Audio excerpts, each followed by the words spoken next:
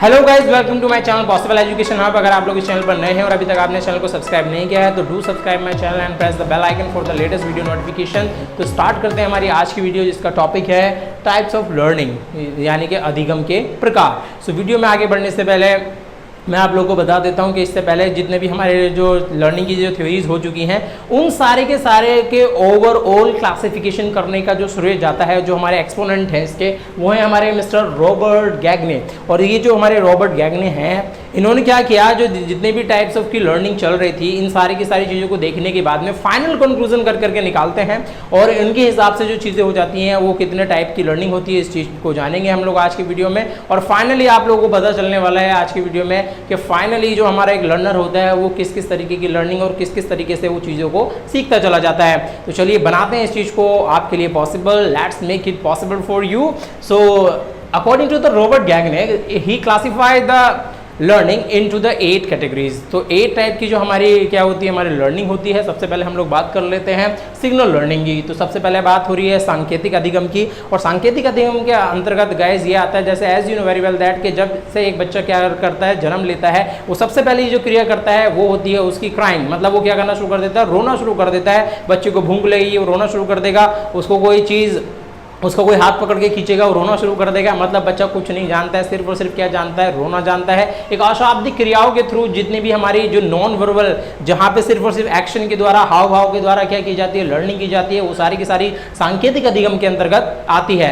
For example के तौर पर आप लोग ले लीजिए कि जैसे कार चलाने को भी क्या कहते हैं हम लोग, सांकेतिक अधिगम में शामिल कर लेते हैं। कुछ भी चलाना सीखेंगे आप, सांकेतिक अधिगम में के अंतर्गत आता है। आपको पता है कि आपका ब्रेन आपको सिग्नल दे रहा है कि आपको क्या करना है। सिग्नल लर्निंग इसीलिए कहते हैं कि अभी आपको ब्रेक दबाने हैं, अभी आपको क्लच दबाना है, अभी आपको रेस देनी है। ये सारी की सारी जो चीज़ें चलती हैं वो सांकेतिक अधिगम के थ्रू चलती हैं। आप लोग अपनी सूझ और बूझ के हिसाब से जैसी कंडीशन आपके सामने आएंगी तब वहाँ एक्सेलरेट भी करेंगे। रोड खाली देख करके आप स्पीड बढ़ा देंगे। आपके सामने अचानक से कोई आ रहा है या सामने से कोई गाड़ी आ रही है तो आप ब्रेक मार लेते हैं। आपसे कोई कहता नहीं, आपको सिग्नल मिल जाते हैं क्या। और इसके अलावा जैसे अगर आप लोगों को सिग्नल मिल गया, रोड पे आपको रेड सिग्नल दिखा दिया, ट्रैफिक लाइट में आपका रेड सिग्नल हो गया, आप गाड़ी के ब्रेक दबा देंगे। ये सारी की सारी जो लर्निंग है वो गाइस, वो कौन सी लर्निंग है, हमारी सांकेतिक लर्निंग है। दूसरी बात कर लीजिए, अगर आपकी कोई भी पसंदीदा चीज़ है उसको देख करके आपके मुंह में पानी आना, ये भी क्या है गाइस, हमारा सांकेतिक अधिगम का ही एक प्रकार है। तो इस प्रकार से हमारी सिग्नल लर्निंग क्या हो जाती है, कंप्लीट हो जाती है। मतलब कितनी भी, जैसे चलने से लेकर के, दौड़ने से लेकर के, हमारे हाथ पकड़ना, किसी चीज़ को पकड़ना, जैसे बालक करता है बचपन में, वो किसी चीज़ को पकड़ के खींचता है, उसको मुँह में के अंदर डालना शुरू कर देता है। ये सारी की सारी जो चीज़ें हैं वो सब के सब किसके अंतर्गत आती हैं गाइस, ये आती है हमारी सिग्नल। आगे बात कर लेते हैं स्टिमुलस रेस्पॉन्स लर्निंग।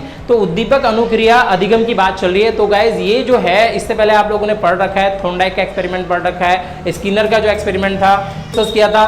तो ये सारी की सारी चीज़ें जो हैं वो इसके अंतर्गत आ जाती हैं। आप लोगों को बड़े अच्छे से पता है कि रेस्पॉन्स और जो स्टिमुलस है और जो रेस्पॉन्स है, इन दोनों में गहरा संबंध है। अगर स्टिमुलस होगा तो रेस्पॉन्स करेगा, या रेस्पॉन्स करने के बाद स्टिमुलस की प्राप्ति होती है। आप लोगों को एसआर थ्योरी और आरएस थ्योरी में आप लोगों को पढ़ा चुका हूँ। अगर किसी ने नहीं देख रखी है तो इन्फॉर्मेशन बटन पे, आई बटन पे यहाँ पे क्लिक कर करके लिंक शो हो रहा है, आप लोग वहाँ जाकर के देख सकते हैं। तो गाइस ये हो जाती है हमारी स्टिमुलस अनुक्रिया। आप लोगों को पता है कि अगर हमारे सामने स्टिमुलस रखा होगा, हमारा गोल रखा होगा और हम उसके हिसाब से क्या करना शुरू कर देते हैं, रेस्पॉन्स करना शुरू कर देते हैं, तो उसके थ्रू भी हमारी क्या हो जाती है, लर्निंग करती है। तो हमारी जो लर्निंग की जो प्रोसेस है स्टिमुलस के थ्रू भी हो सकती है, और ऐसा भी हो सकता है कि हम लोग रेस्पॉन्स करना शुरू कर दें किसकी चीज़ के लिए, किसी स्टिमुलस के लिए। मतलब स्टिमुलस हमारा सामने भी हो सकता है, तब भी हम रेस्पॉन्स करना शुरू कर देते हैं। दूसरी थ्योरी ये कहती है कि जब हम रेस्पॉन्स करते हैं तभी हमें स्टिमुलस की प्राप्ति होती है। तो ये जो हमारा लर्निंग है, तो ये कहीं ना कहीं किस चीज़ को एनहेंस करता है, ये हमारी लर्निंग को। मतलब हम लोग स्टिमुलस की वजह से, उन रेस्पॉन्सेस की वजह से चीज़ों को सीखते चले जाते हैं, लर्न करते चले जाते हैं। कहने का मतलब है, आप लोगों ने जैसे सिंपल सी बात कर लीजिए, आपका जो अगर बोर्ड के एग्जाम्स है और आपने टारगेट अपना सेलेक्ट कर रखा है कि you have to cross just 95 percentile से ऊपर ही मार्क्स चाहिए आपको, आपने तैयारी कर ली है कि 100% मार्क्स आने ही आने चाहिए, लेकिन लीस्ट आपने कम से कम इतना सोचा 95% तो मैं क्रॉस कर जाऊंगा या कर जाऊंगी। तो उस कंडीशन में क्या होगा कि आपका स्टिमुलस आपके सामने है और आप उसके हिसाब से क्या करना शुरू कर देते हैं, रेस्पॉन्स करना शुरू कर देते हैं। एक दूसरा लर्नर की बात कर लेते हैं। वो कोई गोल सेट करके नहीं चलता कि मुझे इतने परसेंटेज लेकर के आने, इतने परसेंटेज लेकर के आने। उसने क्या सेट कर रखा है, मुझे अपने लिए पढ़ना है, बेटर पढ़ना है, खुद के लिए पढ़ना है। जितने मार्क्स आएंगे वो मैटर नहीं करता, लेकिन मैं अपनी तैयारी में कोई कमी नहीं छोड़ूंगा, मैं अपने रेस्पॉन्स पूरे करूंगा। मतलब वो रेस्पॉन्स अच्छे से करेगा, मतलब जो उसका शेड्यूल है वो अच्छे से पढ़ाई करेगा, हर एक चीज़ को अच्छे से समझेगा, और उसके बाद जो कुछ भी रिजल्ट आता है उसका मैटर नहीं करता हूँ। नेक्स्ट हम लोग बात कर लेते हैं चेन लर्निंग की। तो चेन लर्निंग क्या कहती है? चेन लर्निंग का हिंदी में कहते हैं क्रमिक अधिगम।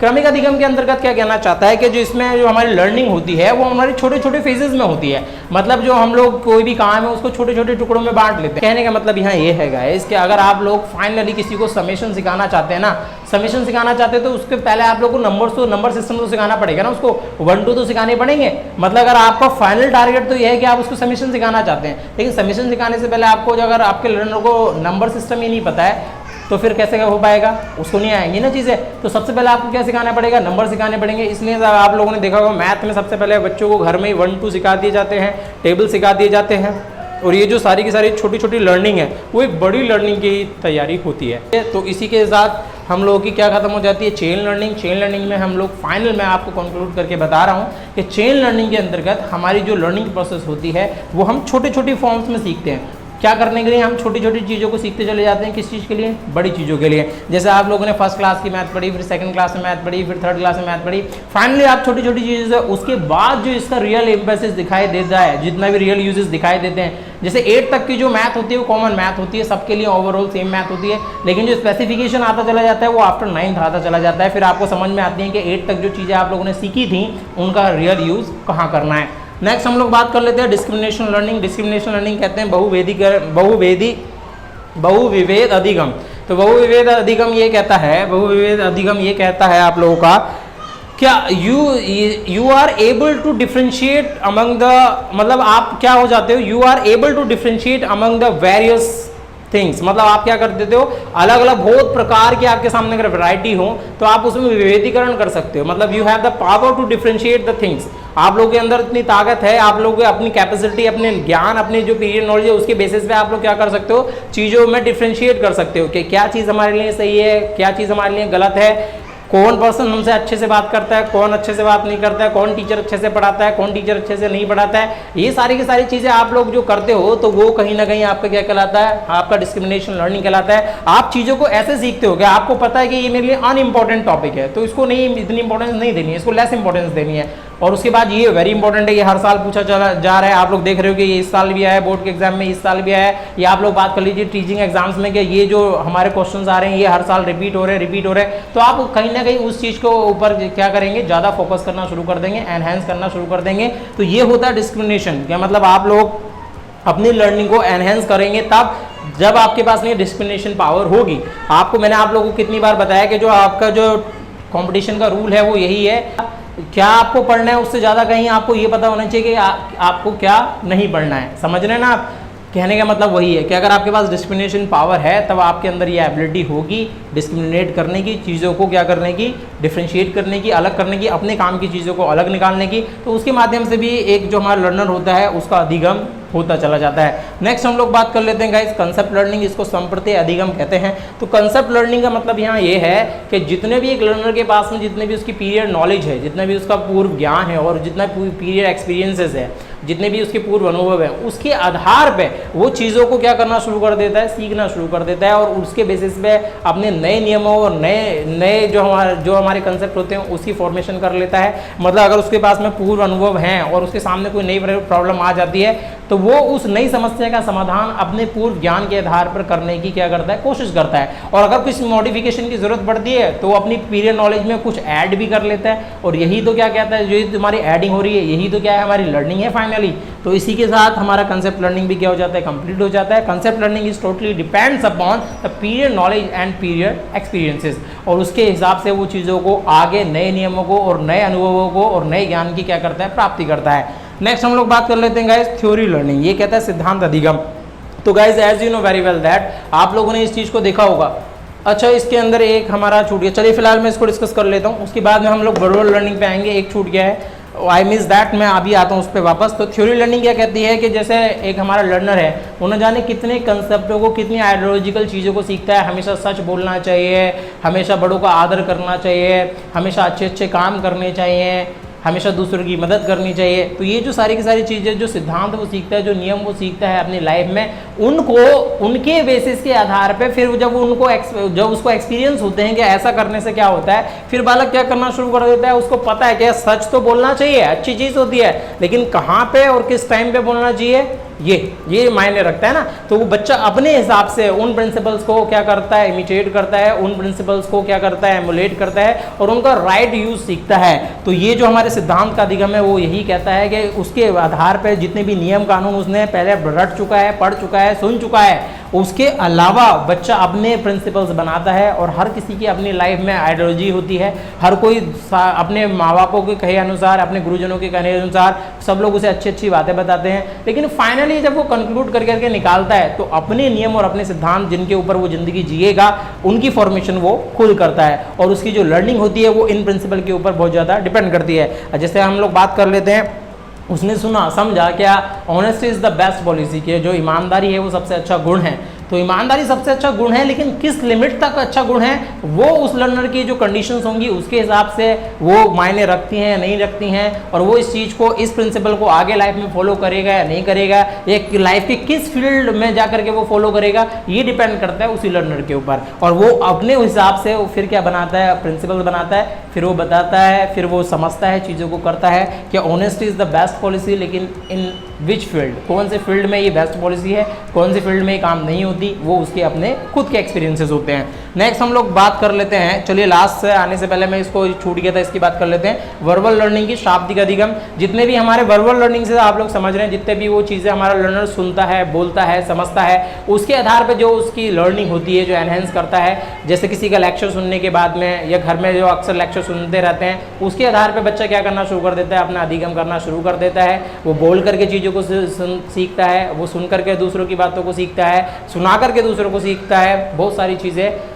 वो सीखता चला जाता है। मतलब इसका मेन जो हमारा मोटिव है वो ये है कि उसके अंदर वर्बल एक्शंस होंगे, वर्बल क्रियाओं के थ्रू जितनी भी हमारा अधिगम होगा, जितना भी हमारी प्रोसेस होगी। जैसे टीचिंग लर्निंग एक्सपीरियंस की बात कर लीजिए, जैसे वो स्कूल जाता है तो स्कूल में उसका ये जो वर्बल लर्निंग है वो सबसे ज़्यादा एनहेंस होती है, वो लोगों के कॉन्टैक्ट में आता है, कम्युनिकेशन बोलेंगे इसको, कम्युनिकेशन लर्निंग, मतलब वो जितना ज़्यादा संचार कर पाता है, तो वो वाली लर्निंग होती है हमारी। कौन सी लर्निंग? Verbal learning. फाइनली आगे हम लोग आ जाते हैं, लास्ट हमारी जो हमारी टाइप्स ऑफ लर्निंग है वो है हमारी प्रॉब्लम सॉल्विंग। इसको कहते हैं हम लोग समस्या समाधान। और समस्या समाधान का मतलब यहाँ ये है कि अगर हमारा लर्नर इसको ये फाइनल स्टेप में कंक्लूड करते हैं, रॉबर्ट इसको फाइनल स्टेप में रखते हैं और मानते हैं दिस इज वेरी गुड, मतलब वेरी गुड मतलब ये सबसे अच्छी है, इसको बोलेंगे हम लोग वेरी गुड ना बोल करके हम लोग इसको क्या बोलेंगे, बेस्ट लर्निंग है।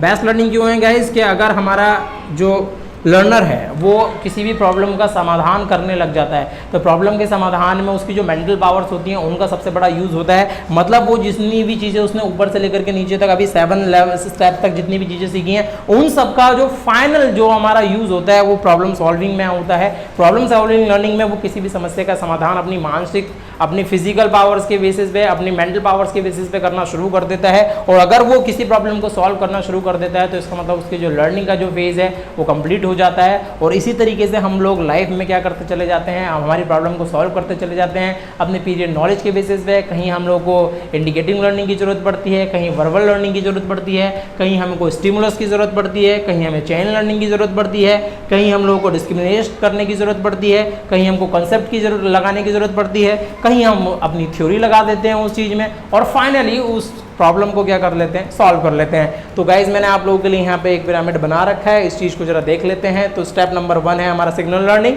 तो पहले सिग्नल लर्निंग होती है एक लर्नर की, दूसरे हम लोग बात करेंगे स्टिमुलस रेस्पॉन्स लर्निंग, तीसरे लेवल पे होती है उसकी चेन लर्निंग, चौथे लेवल पे वो वर्बल लर्निंग को सीखता है। नेक्स्ट हम लोग बात कर लेते हैं डिस्क्रिमिनेशन लर्निंग की, लेवल 6 पे कंसेप्ट लर्निंग और नंबर 7 पे थ्योरी लर्निंग और नंबर 8 पे फाइनली हमारी प्रॉब्लम सॉल्विंग लर्निंग। तो जो हमारी जो फाइनल स्टेप है लर्निंग का अकॉर्डिंग टू द रॉबर्ट, तो वो ये कहते हैं कि जो हमारा लर्नर है वो इस प्रकार से किसी भी समस्या का समाधान लाइफ में कर सकता है। और जो हमारा लर्नर है, आप और हम कहीं ना कहीं इसी से बंधे हुए हैं और यही टाइप की लर्निंग हमारी लाइफ में, हमारे जीवन में कहीं ना कहीं चलती रहती है। और गाइज मैं फाइनल आप लोगों को कंक्लूड कर देता हूँ, ये जितनी भी चीज़ें लोगों ने देने की कोशिश करी हैं, जितनी भी चीज़ें लोगों ने बताने की कोशिश करी हैं रिगार्डिंग टू लर्निंग, तो ये दे आर नॉट सफिशिएंट है। आप लोग कभी भी मत समझिएगा कि ये सफिशिएंट है, ये हमेशा कभी भी सफिशिएंट नहीं हो सकती हैं।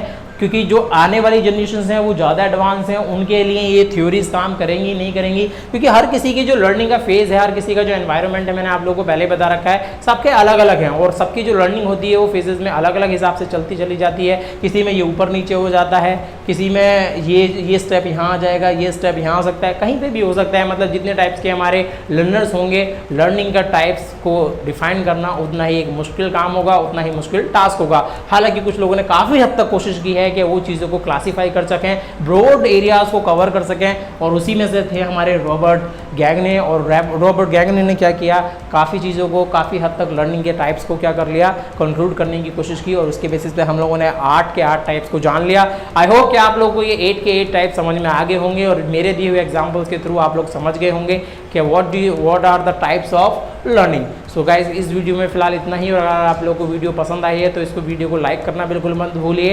इस चैनल को सब्सक्राइब नहीं किया है तो अभी तक, तो सब्सक्राइब बटन पर क्लिक कर दीजिए, और साथ में इस वीडियो को शेयर कर दीजिए हर जगह। चलिए मिलते हैं आप लोगों से बहुत जल्द एक नई वीडियो के साथ, तब तक अपना और अपनों का ख्याल रखिए। जय हिंद, जय भारत।